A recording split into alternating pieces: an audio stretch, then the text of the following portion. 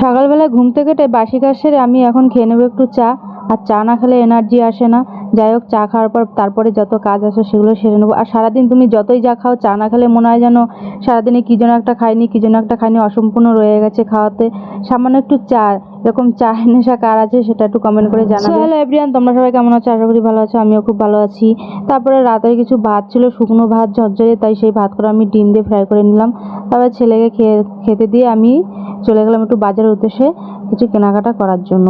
তারপরে দেখো আমি বাজারে চলে গেছি। মল্লিক বস্ত্রালয় আমাদের বাজারে একটা দোকান, খুব সুন্দর কোয়ালিটির জিনিস পাওয়া যায়।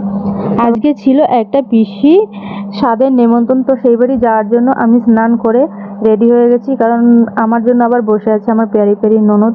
আর ননদদের নিয়ে আমি বেরিয়ে পড়েছি সেই বাড়ি যাওয়ার জন্য। আর যেতে যেতে দেখো সব ননদ আর বৌদিরা মিলে কত রাস্তায় কাউতালি করতে করতে সেই বাড়ি চলে গেছি। আর যা স্বাদ হচ্ছিল তার ভিডিওটা আমি স্কিপ করে গেছি, কারণ সোশ্যাল মিডিয়াতে ছাড়া যাবে না, পারমিশন ছিল না। তাই সবাই মিলে তারপর খেতে বসে পড়েছি। আর খেতে বসেও সবার সেই কাউতালি করতে করতে খাওয়া শেষ হলো। আর আমার মতন ভাই কে এরকম করো, জলের বোতলটাও নিয়ে চলে যাওয়া লাগে?